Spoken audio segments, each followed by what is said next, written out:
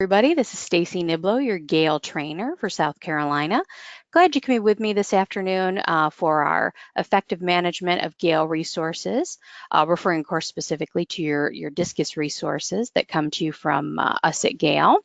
We're just one of the providers providing this type of webinar this month, and I know it's hard to keep track of all the different vendor information and how we all handle things differently.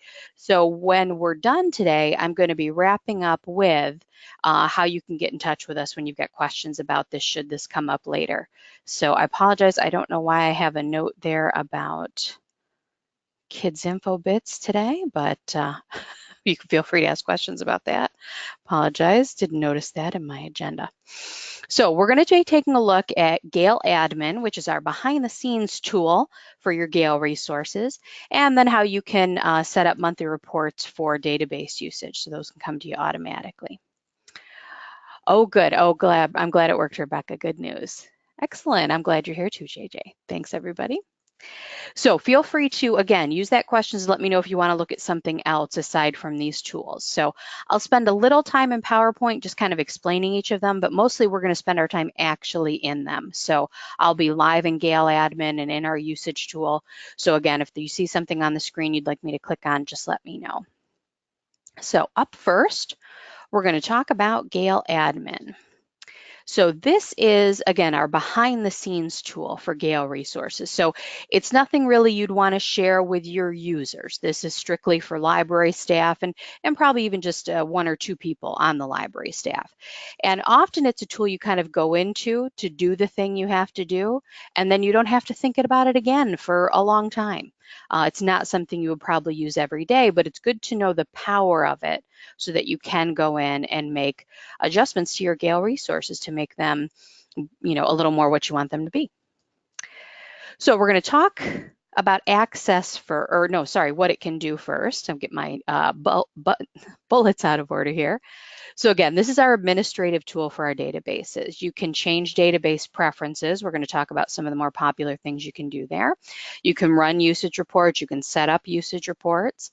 You can adjust your authentication methods and a few other things in Gale Admin. So again, these are things you might need to do periodically, but not something you'd probably be in there every week messing around with.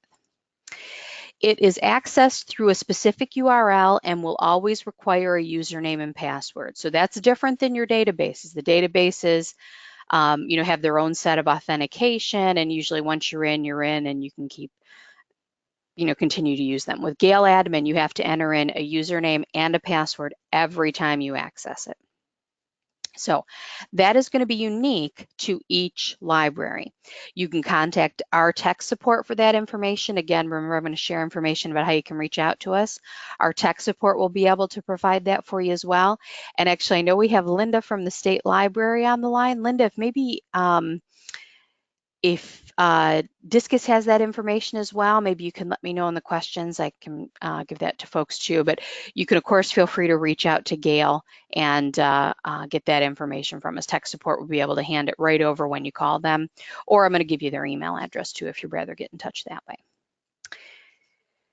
So there are, again, lots of different things you can do in Gale Admin. One of the more popular things though is setting up database preferences. And I'm going to run through a few of the more popular ones here. I'm just going to get them all loaded up here. Oh, whoops, on my slide. And then we're going to go in and see how you actually do this. So these are settings basically that would affect almost all of your databases from Gale. I'll explain why I say almost in a few minutes.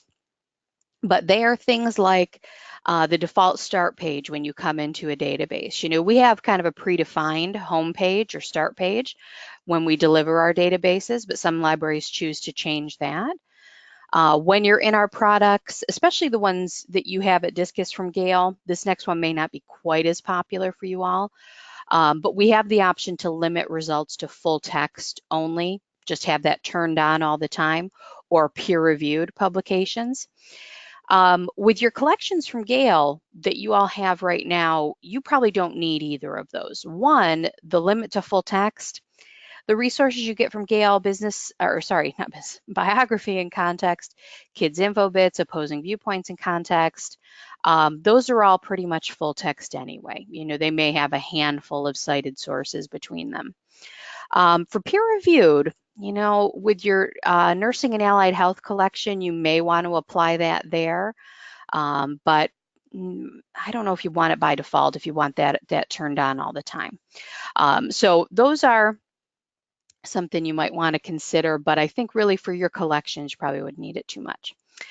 You can link your catalog, or if you have an open URL server, a discovery service, something like that, you can link those to your Gale resources so you can look for additional content. You know, if we don't have it, it can go out and look for it in your other tools. Your in-context databases, the portal pages, have a layout that is predefined when we install them, but you can change that if you want to highlight the academic results more than, say, the reference content. You can do that. And then Power Search is our cross-search tool. You can choose what it cross-searches. So that's another one. Again, with your collection, I'm not sure you would need that one, but I thought I'd mention it anyway because it does tend to come up a lot when we're talking about Gale Admin. So let's dive in and actually see how you do all of these things in Gale Admin. So again, I've gone out to that site, admin.galegroup.com, and I'm going to use my demo account. I'm going to use the Knibloe library, I like to call it, to show you all of this stuff. I don't want to accidentally make a change to an actual library's account. And of course, we don't want to get into privacy issues. So I'm going to use my account to show you Gale Admin. So let me log in. And most of you, I would say probably 99% of the folks on the phone now and our libraries in South Carolina will see almost exactly what I'm seeing here when you log in. Gale Admin, again, is our behind the scenes tool. And for most libraries, you're all identified by a location, we call it. Now, this doesn't mean physical location. If you're a public library with different branches, we still look at you as one location, okay? The thing that might look familiar here is your ID, your location ID, we call it. For my demo account, it's Stacey_Main. In our libraries access URLs, you will find your location ID. This is kind of built into every URL when you're accessing our databases.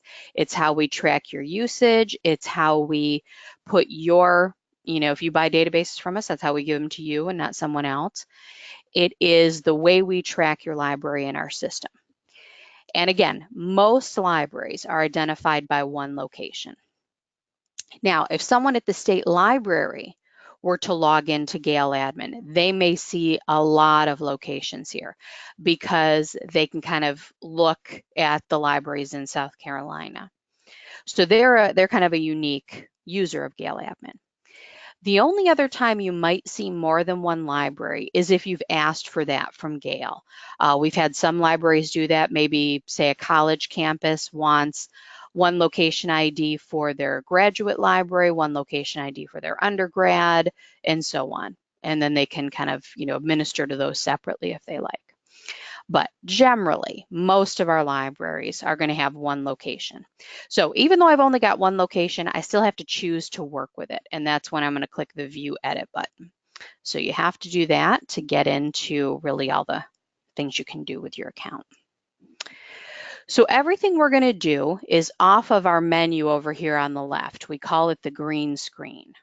Okay, so these are all the different areas you can go in Gale Admin. Where you land is your location summary, and there are a couple things you can do here. When you're in our databases, you'll see your library's name. Let me just show it here on the menu here up top. I'm using a general Discus account here. You can change that location name if you like. So if my name were misspelled or something, I could fix that. There are going to be things you can't change though. Your location ID, account status, things like that. Those are all internal settings at Gale. So you'll just kind of ignore those. Location URL. So we kind of keep track of your library site so that if you click something like library homepage in our additional links list here, you go to the right place. So you can let us know what URL or where you'd like to land by filling in that location URL. Contact info, again, that's more for us at Gale. If we need to reach out to your account, this would tell us who we can get in touch with.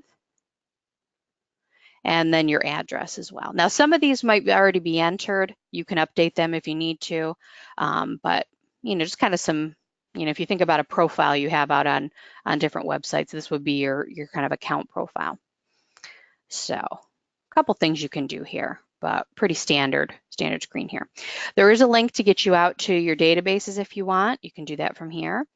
And then anything you do in Gale Admin, any of the pages you'll look at, if you make any changes, you have to push them through by clicking the save button. So not unusual, probably, a habit for things like this, but always want to make sure to click save, and then you'll see a notation that it was updated. So I don't have anything to change here. I'm gonna go ahead and we'll move on. We'll just start moving down the green screen again. So edit database subscriptions sounds very powerful, but really it lets you do one thing. You can't accidentally come to this page and buy a bunch of databases from us. You can't delete databases you subscribe to from us. It's probably that terminology is for the people who work internally at Gale and can do something different here than you can do. We should probably change that. But the main thing people come here to do is, if this page looks familiar to you, and I'm going to come back to why I don't mind if it doesn't look familiar, but this is our Gale menu. It shows you what you get from Gale. So you'll notice I'm looking at a Discus page here, but of course I'm in the Knibloe library here. What you see here are what you get from us, what you subscribe to us. So I'm very lucky. I work for Gale, so I get access to all of our databases. So I've got a big list here. Mostly what people come here to do is to use this button right here, sort databases alphabetically. So if you use our menu at all, you can kind of move around the databases here. There is a limitation though. Our menu is divided into two pieces. The ones at the top with the checkbox here are cross-searchable. You can pick those up and search them together using our Power Search tool. The ones down below are not cross-searchable. That's always going to stay the same. The databases that are cross-searchable stay on the upper half of your menu. The ones that are not will stay on the bottom. So even if I click to sort databases alphabetically, it won't end up being in true alphabetical order because this set goes alphabetical, then this set goes alphabetical. So all the cross-searchable ones are ABC order, then all the additional products are ABC order. All right, so it is, though, for my sense of order, I do like to at least have each of those sections in alphabetical order. But let me explain why I don't mind if you don't recognize this menu. The Gale menu is a workhorse. It does what it has to do, but it doesn't really look that great. It tells you what you have from us. It provides a description. You can, of course, get to our cross-search capability from here. But we recommend that our libraries bypass our menu. It's much better if on your websites, or of course the Discus site does a really great job of guiding users to appropriate resources. You group them together by audience, by subject area, those types of things. Our menu doesn't do that. It's really just showing you what you have. So if you don't use our menu, that's great. If you'd like to not use our menu, reach out to me after and I'll share with you how you can bypass it. So the menu is here, and there are some things you can do in Gale Admin to work with it, but I'd recommend you just bypass our menu. All right, so back. So that's really all database descriptions, edit database descriptions on the menu there can do for you. Change the order of your Gale menu. Moving down the list here, location authentication. So when you, of course, get access to our databases, there are a few different ways you can set up your authentication. That's basically what these choices are. And we've already done most of that work with Discus, and of course through their website, that's kind of taken care of. However, you can always come here and make adjustments to your your authentication. IP addresses, generally folks give us those for their buildings. And that way when folks are in the building and they click on a resource, they just get right in. If you add new computers, you build a wing on, or for some reason your IP addresses can change, you can always come here and add the new ones. Passwords. So this is often used for remote access, especially with our K-12 libraries. And again, this is only if you need to add passwords or change them. Again, for our Discus libraries, this is kind of already set up. So you come in here to edit as needed. But you can set up different passwords. You'll notice I have my passwords in different capital letter variations here because our passwords are case sensitive. So no matter how folks enter it, I want them to be able to get in. So you can, apply that kind of variant as well. We can also set cookies so that, say, the password will last 30 days, 40 days, 90 days, whatever you like.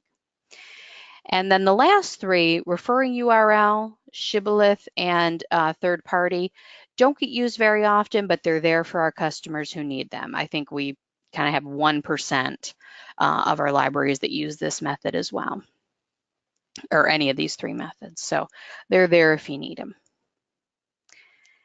The next area here in the green screen, the preferences, are where you might want to do some work. So general preferences are the preferences that will apply to most of your databases. There's some, maybe because the database lives on an older platform where, what we do here may not have an effect, but for your collections, the only one that would really apply to would be the Nursing Resource Center. That does live on an older platform right now, so any changes we make here really won't have an effect on that resource. But all your others, your in context, your kids info bits, those will make the changes. So I'm just going to take a quick look at my questions tool, just make sure I haven't missed anything. Nope, okay, we're in good shape. But feel free to use that anytime. All right, so let's go through these general preferences. The first two apply to your Gale menu. So if you're using the menu, you might consider these two. Do you want to display the images? And if there's only one, well, actually, no, this wouldn't count for you all again. Discus has more than one database from Gale, so that second question doesn't matter, but those might apply. We have an on-demand document translation option in every article. Do you want to disable that? Okay, I can turn that off. By default, it's always on. Enter the URL you want users to exit to. So when you click log out of any of our databases, where do you land? My demo site has me going back to our training page, lots of good stuff there. But of course, you probably want users to land maybe on your home page, your electronic resources page. You can put whatever URL you like there. The default language for your user interface. So you may not have noticed, let me pop into one of your resources, that every database has a different, or this drop box here, so you can change the interface language. You can actually make that a default within Gale admin so that when you go into, say, biography and context, the interface is in Spanish. Now, does that happen very often? Not really. The main time when folks use that is for our foreign language customers. So, our customers in other countries sometimes enable that feature. You've got a default active tab. And in your case, actually, let me think that one through a little bit. This is one I am preparing for the session. I must not have made a note here. Yeah, and then thinking about this one a little more, the only one this would apply to for you all is the Nursing and Allied Health collection. So any of our periodical databases, that's one of them. You can choose where you land when you do a search. So a Nursing and Allied Health collection, let me just get a quick search in front of us here. We land on magazine results. You could change that so that it defaults to academic journals if you prefer. It won't have an effect on the in-context databases though, or kids info bits. So you can see general preferences is a little bit of a misnomer, but doesn't always affect everything. This next option only applies should you have our any of our primary source collections, specifically in this case, 18th century collections online.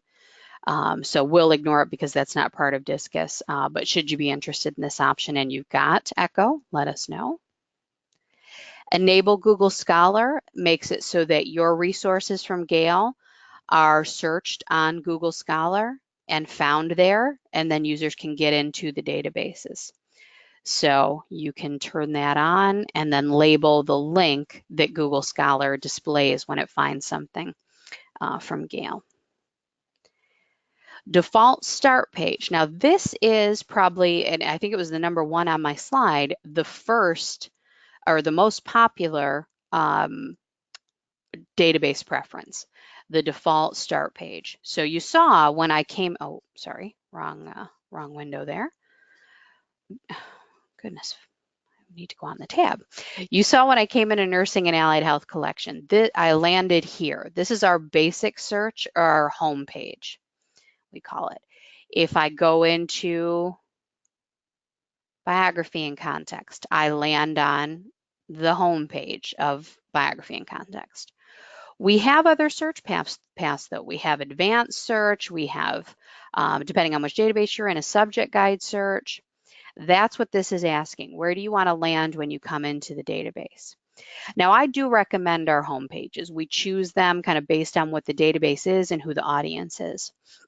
However, probably the most popular change that people make here is for our academic libraries.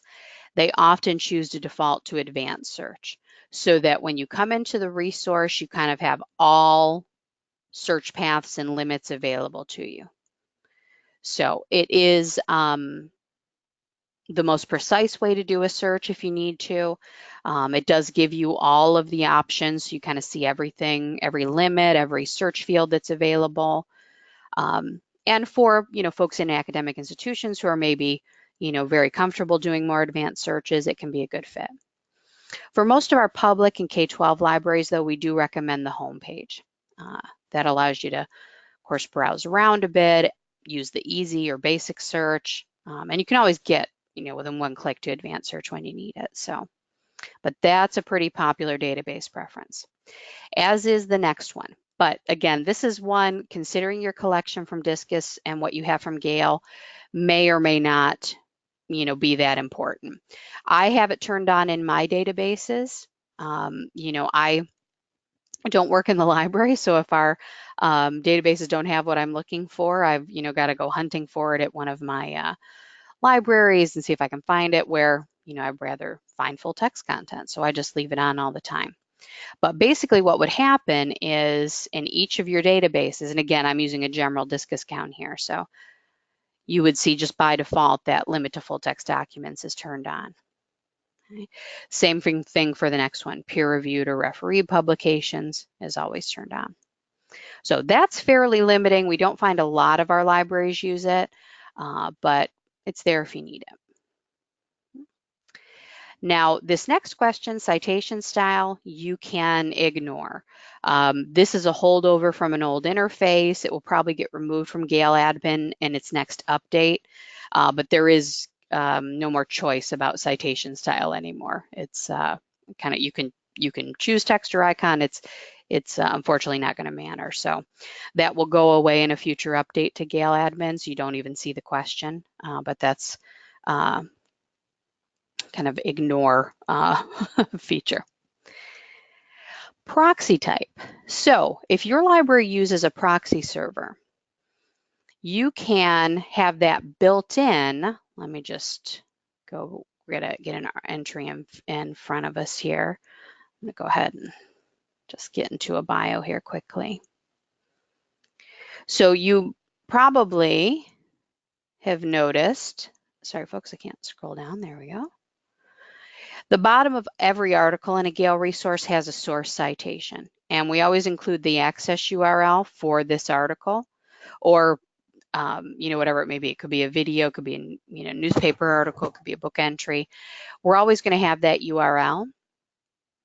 If you choose to enable your proxy server within the Gale databases, we would input your proxy server information at the beginning of this URL, so that should someone want to use that link, your proxy server would prompt and authenticate them. The other place it would go is in our bookmark tool. So if you've tuned in any Gale training before, you probably heard about this. This is our persistent URL for this article. And again, what would happen is we would just have the proxy server information kind of built into the beginning there. So it's a way to prompt your proxy server to authenticate the users. So if you choose to enable that, you just have to choose your proxy, which we work with others than you just select Easy Proxy and it'll be fine. Then put in the beginning your proxy URL prefix and you'll be good to go. Every article has an enable has a option to send to Google Drive or Microsoft OneDrive. You can actually disable Microsoft. So if, say, you're in a school and you are a G Suite for Education school and all the kids use Google Drive and you don't want them to get confused by seeing Microsoft there too, you can disable Microsoft. We can't disable Google though. Google is there. We can't turn it off. Microsoft, we have the ability to turn off. So let me just check the questions tool again. I've gone through quite a few things here. I want to make sure I'm not missing anything. Nope, looks like we're in good shape. Okay. So the login page options, this is, you don't really see this page too much. It will actually, you know what? Let me force it. I can show you what it looks like. This is our login page. So it's where basically you enter in your password or your library card number or whatever it may be if you use this type of authentication. On this page, we can include your library contact info. It would also show up in our app, Access My Library, so that folks can reach out to the library easily. So the last one here, retrieval options, this is a little bit like citation style. It doesn't matter anymore. These three retrieval options show up for every article. So again, email printing and PDF, if we've got the PDF.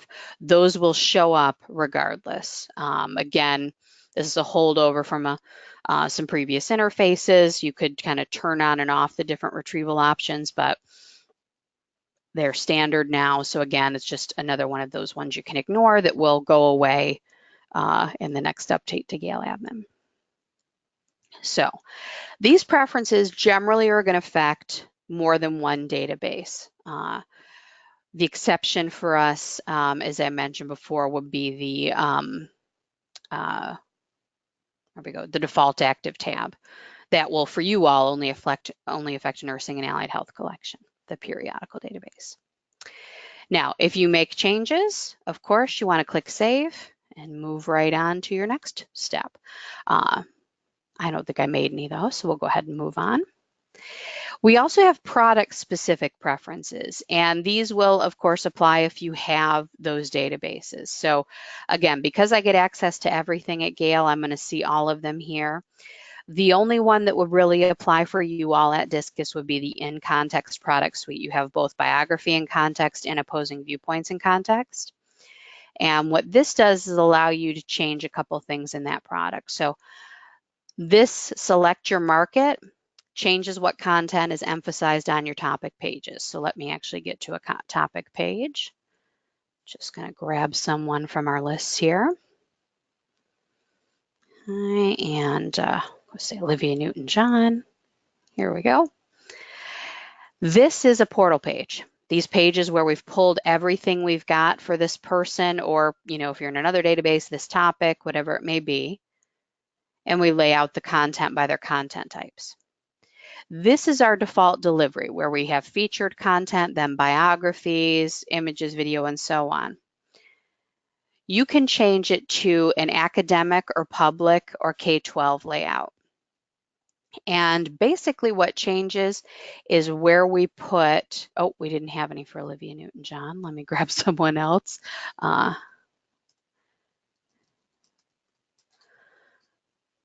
Should have thought of that when I used her. There we go. is where we put academic journals. So if you're in a K-12 setting, it flows to the bottom.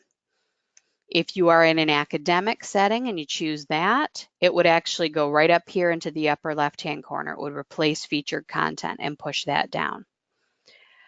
Public library content, pretty much this layout as well, very similar to K-12, where featured content and biographies kick things off, kind of start off with reference.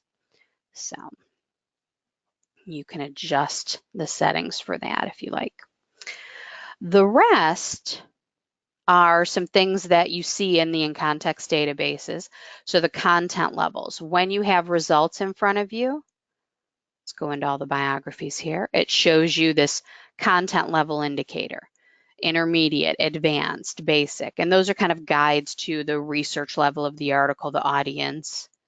You can, you can disable those if you don't want the content levels. You can also choose to display or not display Lexile scores. Now those only show up for periodical hits. So, oh, I didn't mean to go all the way back out. That's all right. We just need some magazines in front of us. We'll pull Steph Curry here. So if I go in and look at my magazine results, along with the content level, it also shows me the Lexile score. So again, a reading level tool. I can disable those if I don't want them. And then, well, actually, let me come back to the topic pick list. Full text limiting, again, just like what we saw under general preferences. And then curriculum standards. So if you aren't in a K-12 setting, and let me get into opposing viewpoints, you can see this. For the in-context databases that show curriculum standards, you can see your state standards here. You can see national standards. We've got other countries as well.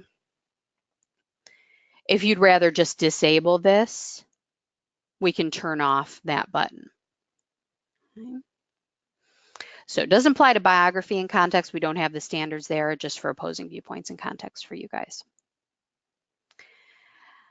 The topic pick list. So this refers to, we created it actually for opposing viewpoints and context, and then it's kind of made its way over into other resources. So basically what it means is on the home page here, where we're highlighting different topics, and on the browse all topics and the categories. Okay. What it will do is it doesn't remove content from the database, but it removes issues from the list. So you would still find them if you searched, but you don't see them on these pick lists.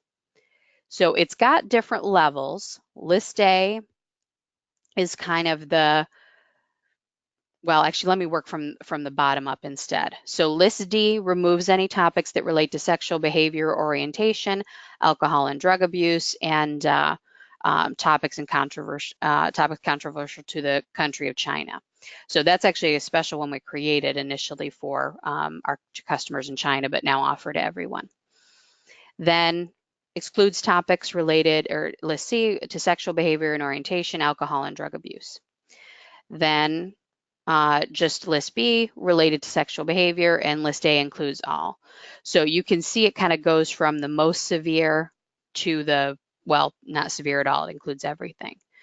So you basically, for something, say like actually top of the list here, abortion would disappear with B, C, or D. Okay. But then something like, I think we've got one here, say medical marijuana would only disappear with list C and E, or C and D, pardon me. So you can make choices based on that. Again, it does not remove the content from the database. It just doesn't appear on these lists. You can always search for it, but it wouldn't be part of the pick list here and browse issues or on the home page. So this doesn't really apply to biography and context. Should you, any of you all, subscribe to other databases as well, as like say student resources in context or science in context or something like that, then it could have an effect. But the biography database doesn't really have to do with this preference. All right. So there are a few other tools here in Gale Admin, but they are something that, again, not many of our libraries take advantage of, so just want to briefly touch on them and then get into our usage reports. So discovery services, basically these allow you to link out to out from Gale resources to other tools you may have. So should you have an open URL server, you can display that information in your Gale resources. If you want to link to your library holdings, you want to link to your ILL service, any of these are available. We have MARC records for our databases. You can request MARC records that you could then load into your catalog for our databases. So we'll keep track of all the periodicals that are in them. So custom databases, again, most of you are going to ignore. We do create custom databases for customers if they like to. They choose the publications that go in them, but again, pretty rare. Ebooks. You don't have any ebooks from Gale from Discus, but should you have ebooks on your own, you can create sub-collections, basically your own little databases made out of whatever books you've purchased. You can use a sub-collection manager for that. But again, because none of those come from Discus, I'm going to move on to reports. So the usage reports live in another place. We get to them here from Gale Admin, but when we click View Usage Reports, it's going to open in a new tab or window depending on the browser you're using. Now you still have to log into Gale Admin to get here, going back to that username and password. That's what's going to get you into our reporting tool. So you have to come to Gale Admin, and then again, just go to Reports and View Usage Reports. Should you subscribe to our Career Transitions, it has its own reporting tool, so you'd be able to see that too. But we're going to go into our reports. Now, let me make this a little bigger. Now, I've called our database menu a workhorse. I will say the same about our usage tool. It gets the job done, but it doesn't really look that pretty doing it. It's also kind of a particular place. There's, some certain steps you have to follow to get what you want out of it. And because you may not go in here very often, one of the things I'm going to send you when we wrap up is a handout that walks you through setting up a monthly report, because I'll tell you, I use it almost every time I set up a monthly report because I just want to make sure I'm not missing anything. And I work for Gale, so this can be a very kind of careful process. I'm also going to send you links though to a tutorial. So if that's more your learning style, we've got tutorials as well. I like to have the sheet in front of me and kind of follow it one by one, but the tutorials are available as well. So for Gale usage reports, let me actually pop back to the PowerPoint for a minute and tell you about what we've got. So you can run reports on demand. You can go in there and run a report right now and get your data back. But what's nice is you can set up recurrent reports so that they run automatically and get sent to you automatically. You don't have to think about it again. You can run reports and look at a database summary. That's actually what I've got a screenshot of over there on the right. It shows you how many sessions, how many searches, retrievals, and so on. And I'm going to define those when we get into the report a little more. You can run these report by specific databases. So you can see, how many searches were done in Kids Infobits versus biography and context. You can run reports by journal name and see where, what are the articles or what are the sources that people are using most often on the databases. You can run by date of use so that it shows you, kind of popular dates for the databases, Monday through Friday. It will kind of add up those numbers, or Monday through Sunday, or Sunday through Saturday, however you like. And then by session time, I always like those, you see those 2 a.m. sessions, which is kind of neat. But I will say probably the first two are the types of reports that folks run most often. We always have usage for this year plus the last 3 years. So you can go back and look at usage that's older. And again, I'll send this in my follow-up email. We have an FAQs document that it kind of defines all the terms you'd find in it and answer, of course, frequently asked questions around running usage reports at Gale. So, we already went over that. Let's take a look. Now, before I kind of go into a report, let me also point out, I should have had this on the slide. We do offer counter usage reports as well. So these are reports that adhere to a specific set of guidelines recommended by the counter organization, basically kind of a subset of the International Consortia of Library Consortia, who define how vendors should count usage. You may need them if you're, filling out grant proposals, or if you are looking at all your different vendors at once. Counter reports are a nice way to kind of bring them all into the same type of format, because the other reports, the ones that are Gale specific, probably give you more data, but they are specific to just Gale. So they, it's hard to compare them to another vendor's reports, where if you can run counter reports on all your different vendor databases, they're a lot easier to compare.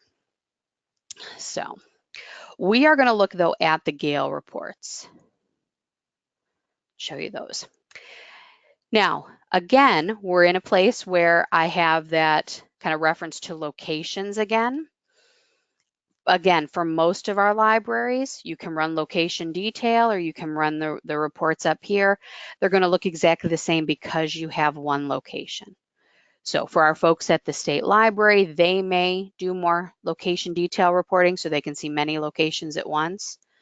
But this first batch for our libraries that just have one location, which again is most of them, they're going to be exactly the same as location detail reporting. So you'll stay in this top box for most of the time.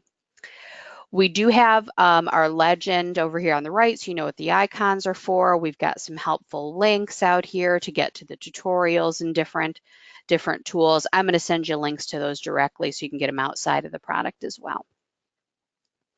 So these are the different reports you can run. Again, we're using my library. I don't want to violate any library's privacy, so we're probably going to see fairly low usage compared to an actual library, because it's just my demo account basically that I use. But we have, again, different reports you can run. Probably one of the most popular, though, is seeing your usage by database. So if I'm going to run a report on demand, I just click on the report name, and I'm going to run it right now, where I'm going to show you how to set up a recurring one in a minute. So this tool is working with big data. So you'll notice there's a little bit of a response time when you're in our usage tool. It can vary depending on what you're asking for, but you'll notice there's usually a little bit of a delay once you choose to run things. So the first thing it wants to know is, what date range do you want to look at? Notice up here at the top, it's telling me the data that we have. So again, this year plus the last 3 years. I can go back that far if I need to. Date selection gives me the option to look at this year, last year, this month, this quarter. I don't have to fill in any dates. It knows it's September, so if I say this month, it will give me what it's got for this month. Now, the month isn't finished, so I probably don't need that. And again, because my usage is so low, I'm going to go look at this year. So it'll give me everything it's got for 2018. The only reason I would need the calendars down here at just beneath the date selection box is if I had chosen date range. Then I have to tell it, specific dates I want. So maybe if I were looking at a school year's worth of data, I might use that, but I'm just going to go with this year. And then our reports can show you inside use, meaning in the library or on campus, or, kind of really kind of what IP ranges you've given us, versus remote, so usage coming from outside the library. You can either choose to show that and see the difference in the numbers, or suppress it and it will just add them together. You can also run your report on specific databases. If you don't select anything, it's the same as selecting all of them. And then location selection, which again, most everybody's just going to have the one. And then I'll click finish, and it'll take a minute to run. Now watch, because if this report were taking a really long time, I could click that select delivery method, and it would allow me to give it my email address, so it would just email it to me when I was done. So looking at just usage for this year for my tiny little Knibloe library does not take too long, so I didn't need to use that. But there's definitely been times when I've chosen to do that instead, because again, working with big data here. So if I'm requesting 3 years worth of usage for one of my consortia customers, it's going to take some time to run. So that little pop-up can be really handy. I would say probably most often, though, if you're looking at, say, this year, the last few months, you probably just wait a few, less than a minute, and you'll have your report. So this is what our report looks like. It always reminds you of the time frame you chose, the location you're looking at. We can't run a report and show you data for today or yesterday. It takes time to get into the system. So today is the 19th. We only have data through the 17th. Okay. So that's going to be important later when we're setting up a monthly report. Can't give you data for today or yesterday. But here are my usage by database breakdowns. So again, I have access to a lot of our resources. So I can page down. Now, fairly low usage at the Knibloe library. I wouldn't want to see this for a real library. But let me explain what we're seeing here. What are these columns we're getting? So a session. When you log into a database and land in it, that is a session. So that's all you've got to do. Choose a database and get in. That counts as a session. Okay. I'm going to save retrievals. I want to kind of follow the process of what might happen. So a search is this. I've entered in a search. Okay, that was a search. Okay. Doesn't matter if I found anything, I entered a search. Okay, so that's our fourth column here. So the number of searches done. Turnaways. Actually, I probably should have talked about this one in conjunction with sessions, but regardless, you're pretty much always going to see 0 for that. I haven't seen a report that says anything but 0 in turnaways for years. It used to be you bought Gale databases per user, basically, meaning that, oh, we have 3 users for Academic OneFile. So that meant 3 people could be using Academic OneFile at a time. And then if a 4th person tried to log in, they got turned away. We don't really sell our databases like that anymore. Everybody gets unlimited usage. So that turnaways is still there, but you will, especially for what you get from Discus, you will never see a number there. You'll always just, well, you see 0. So ignore that one. The 2 numbers that folks tend to pay a lot of attention to nowadays are retrievals and full text retrievals. Okay? Retrievals are when you look at an article. You go in, and just right there, that counts as a retrieval. I went into an article. If I choose to print it, email it, download it, that's a retrieval. Okay? You found something you want to use. That's a retrieval. So that's why that number tends to be pretty popular nowadays. A lot of folks like to look at retrievals. Full text retrievals means that the article you retrieved was full text. So this article here, where we've got the full text, that counted as a retrieval and a full text retrieval. If I were to find an article that were just a citation and view that, that's a retrieval. It's not a full text retrieval. So we show you both, the things that were retrieved and then the full text retrievals. So full text retrievers generally are the same, equal to retrievals, especially I think you would see that a lot in Discus because the resources you have are mostly full text.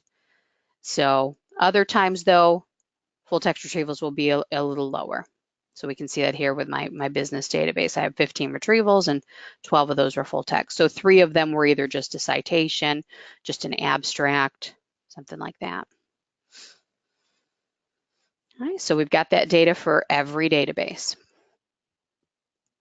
Now, let's say you want to see this usage by database report every month for the previous month. Pardon me, folks, I think I'm getting the hiccups here. We have to set that up a little differently. Okay.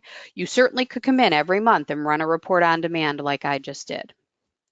Oh, well, never mind. We'll talk about that in a minute. If you want to set up a report to run recurrently, it doesn't have to be monthly. You could set up a report to run bi-monthly, weekly, yearly. It's really up to you. You have to follow a few other steps to get that to happen. So remember I pointed out we've got an actions legend over here on the right. one of these, the little window with, looks like a snowflake to me. I live in Buffalo, New York, so it always looks like snowflakes. Create a report view. That's what we have to do first if we want a report to be set up to run recurrently, or in our case, we're going to set it up for monthly. That's the most popular kind. So again, I want that usage by database every month. I need to click on that little window icon first. Now, what this reminds me of is, let's say you're writing a letter. You open up Microsoft Word, and the first thing you might do is name that file and save it. That's kind of what we're doing here. We haven't written our letter yet, but we're naming our report. We're going to kind of set up where it's going to live. So we aren't telling it how we want the report to run yet, or what's in it. We're just naming it, whatever that report is going to be. So hang on, I think I've got something in the chat. Oh, a question about the retrievals. Are you saying that if I open an article and then email it to myself, that it counts as 2 retrievals in the reports? Yes. And actually, you know what? Let's go. Let me go out to our, or actually, let me grab the URL from our PowerPoint here. I think we addressed that right on the FAQs page. Yeah, because you found it worthwhile enough to look at it, then you found it worthwhile enough to actually grab it and do something with it. So do our retrievals. Oh no, that's the report.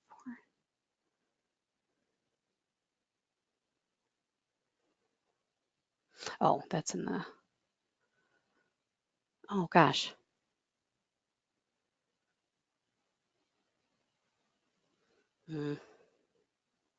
I'll find it and pull it out, but yes, it does basically get counted again as a retrieval. Oops. Let me look at that. I have another question. Yeah. Okay, so Catherine, let me know if you are looking for any more data on that or have any feedback for us. Okay, so the first thing I'm doing again is setting up my report view, which basically just naming it. So I'm going to call it monthly report, usage by database. You can give a description and a screen tip. These will show up later when, if you want to go in and adjust the report and the way it's running, it'll help you identify it. I'm going to skip it for right now.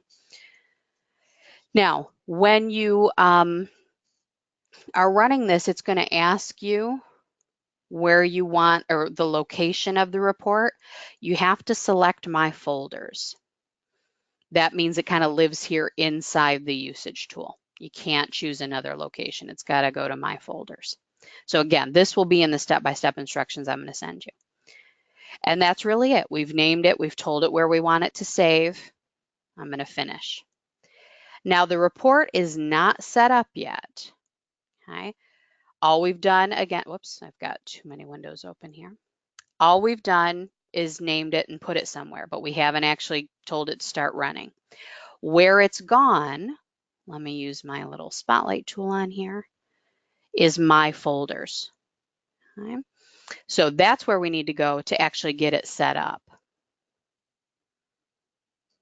And there it is, monthly report, usage by database. That's where I named it, or what I named it. Now, I want to tell it when to run. I want to tell it what to run. That icon over here in the actions that we need is the schedule icon. So that it looks like a little calendar with a little clock in it. So we click that. And here's where we do most of our work. This is now telling it when we want it to run and what we want it to tell us. So, I mean, we technically kind of already done that by selecting usage by database, but we're going to see how it tells us. So the first thing you pick is your frequency, how often you want it to run. By default, by week is what comes up first. We're using a tool called IBM Cognos here, and there isn't a lot of flexibility. So hardly anybody wants a weekly report. We're going to go right to by month. And this is where it's important that I told you earlier, we can't give you data for today or yesterday, right? When you choose to have your report run, we can't give it a firm, tell me September 1st from to September 30th. because then every month all I'm going to get is that September report. So we kind of have to give it this ambiguous, give it to me every 1 month, and give it to me on the 3rd of the month. Because what we're going to say later is we want it to give us last month's report. It can't give us the last 2 days of the month if it's running on the 1st of the current month. Okay? Can't give it to us on the 2nd either. We've got to go to the 3rd, at least the 3rd day of the month. Okay? Because then those last 2 days of data for the last 2 days of the month are in the system. So you could have it go later if you wanted to, the day 5 of every month, it doesn't matter, but you have to make it at least the 3rd day of the month. Okay? That way you're going to get the complete prior month. You're not going to be missing any days. So next up, we go down. You can choose to have an end date on the report so that it quits running, after a certain point if you want it to. I just leave it alone. No harm in letting it run. Then we move down to the options. And with the options, we're going to override the default value so we can tell it exactly what we want. Format of the report, HTML. That's fine. It's going to come if we choose to send it to our email. We'll see the stats right in our report. Oh, hang on, folks. We've got something in the questions. Does it matter if it falls on a weekend? No, it does not. It'll be the whatever the 3rd of the month is. I tend to use the email option and get it in my inbox, so it comes on the 3rd, whatever day the week it is. No, will not matter if it's a weekend. These servers run all year round. Good question. So for the formats for the report, often folks are choosing CSV so that they can get it into a format that they can then do something with, maybe create charts or graphs or something like that and format it. So I tend to leave it as both. So I'll get, an HTML version I can quickly look at, but then get a CSV too that I could save somewhere. So you can choose whichever you like. PDF is there too if you need it, XML, whatever you like. How do you want it delivered? Save the report would mean I'd actually have to come in to the usage tool and look it up there. I don't want to do that. The whole point is to get it sent right to me. So send a link to the report by email. And actually, when we click to edit the options here for email, I'm going to tell it to attach the report. So again, a link that takes me out to the usage tool so I can see the report again is just another click I don't need. Attach it right to the report. But I have to tell it who I want it to send to.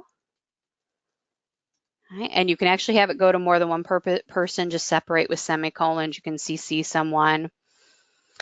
And then the subject is by default giving us the report name. I can change that. I can add a little note here to the body, whatever works. And again, I always choose to attach it. Click OK. And now we've got it coming to me. You can adjust the language of the report should you need it. And then we need to go, and I'm just checking my notes again, make sure I've hit all the ones I want to tell you about. Yep. So here under prompt values, we do have to choose to override the default values. And this is where we're going to tell it, well, it works here for a minute. This is where we're going to tell it the time frame we want. We want, and it's filled in by default for me there, we want last month. So what it will do is on the 3rd of every month, it'll say, okay, it's the 3rd of September. You want last month? Great, I'm going to send you August. It's the 3rd of October. We're sending you September. That's the main reason why we have these kind of, I can't think of a good word for it, but kind of these non-named date selections. So it just looks at what current week, month, or year we're in and gives you whatever you choose. So we leave that as last month. I'm going to ignore those calendars. It's hard to. I know when you see it, you think you should be choosing something, but just ignore it. Again, we've got those choices about inside or remote usage, which databases we want. You can click next or finish here when you just have one location. Just go ahead and click finish. Next just confirms you're only picking the location that you want. But again, we just have one, so we don't need it. And there we go. So you're going to tell it the frequency, you're going to tell it the format of the report you want, how you want it delivered, and then the date range that you want, which again was this or last month. Click OK. And that's it. It's going to run and get emailed to me automatically. All right, if I ever want to come back in and edit the way it's set up, well, actually, no, if I want to run it, I can actually just click on it. Or I can go into that schedule tool again and just edit the way it's working. So again, I'm going to send you the step-by-step instructions plus the tutorials. We've run a little over. Let me just pop back to the reports and mention a few others. So that usage by database tends to be our most popular. You can also have it run and show you, I mentioned a few of the others before, by session time, which can be kind of interesting, see when the databases are most busy. You could use that if you've got, say, like an Ask a Librarian chat service or something. It could give you an idea of when people are doing research. Same thing for location, date, and time. You can run the summary report. That was what I have back on my slide, just kind of adds all the databases up. The ebook retrievals, that's only going to apply if you have any ebooks from us at Gale. And then the journal retrievals, this is an interesting one. What it does is look at, it says journals, but really it looks at all of the sources in our databases and shows you how many retrievals there were based on those sources. So which sources are getting the most retrievals? Do I need another print copy of that journal or book or whatever it may be? So that one's kind of interesting. You may not run it monthly, but once a year, I think it's kind of interesting to take a look at, can help with collection development. So the counter reports, one reason I do like those, with the Gale reports, you're always defining the time frame you want to look at. So if I want to look at September and I want to look at August, I have to run two different reports and look at them. Counter reports always show you month-to-month usage. So it's always going to show you, you can choose, I think, the current year and the prior year in all of those reports. You can't get more specific than that, but it's going to show you the month-to-month all in one report, which is pretty handy. So the counter reports are, again, just another benefit of those is it's easy to compare your different vendors. But two, I love that month-to-month look it gives you. A lot less work than getting month-to-month looks at your Gale databases. So. Now we are in the process of launching another usage tool that does more of an analysis of your usage reports. So that's something we may have a webinar for you on down the road when that's ready. But right now, this is our kind of base usage tool we wanted to share. So go ahead and feel free to send in any more questions. I'm going to go ahead and start sharing where you can get them after today. So let's say in 2 weeks, you're like, oh, okay, I'm going to go in and set up my Gale usage reports. Oh gosh, how do I do that? So I'm going to send you our handout, but you can always talk to an actual person at Gale. You can reach out to me. I'm your trainer. You're going to get that email from me. Just save that information and reach out when you've got questions. You can also reach out to your Gale Customer Success Manager. This is a person at Gale who is there to make sure you're successful with your Gale resources. They specialize by library type. So if you are with a high school, they work with K-12 libraries all the time. If you're with a public library, that's who they're working with all the time. They also are kind of assigned by territory. So they'll know South Carolina, they'll know Discus, they'll know maybe what you get on your own, that type of thing. So they're a great resource. They can ask, you certainly can ask them questions about usage reports, about Gale admin, Gale pages, lots of different things. And then of course our tech support's available 24 hours a day, 7 days a week. They can also answer questions about Gale admin and our usage tool. They're also the people who are going to be able to get you your Gale admin username and password. So they're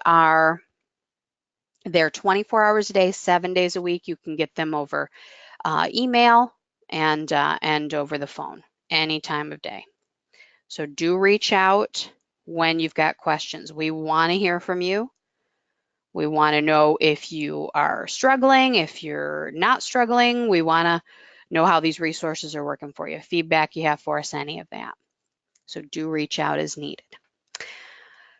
I think that's everything I wanted to share with you today. I'm just going to check my notes on the usage tool. I think we hit everything. Yep. So I think that's it. I'm going to go ahead and let you go on and enjoy the rest of your Wednesday. I'm going to stick around though and see if any questions come in. Feel free to ask those still. I'm going to keep things open and up and running for the next few minutes. But if you're all set, thanks again for tuning in today. I apologize for running a little long, a lot to show you here. So I cut into the rest of your day a bit. But do feel free to stick around if you've got questions. But if you're all set, go ahead and sign off and look for my follow-up email in the next half hour or so. Thanks, everybody.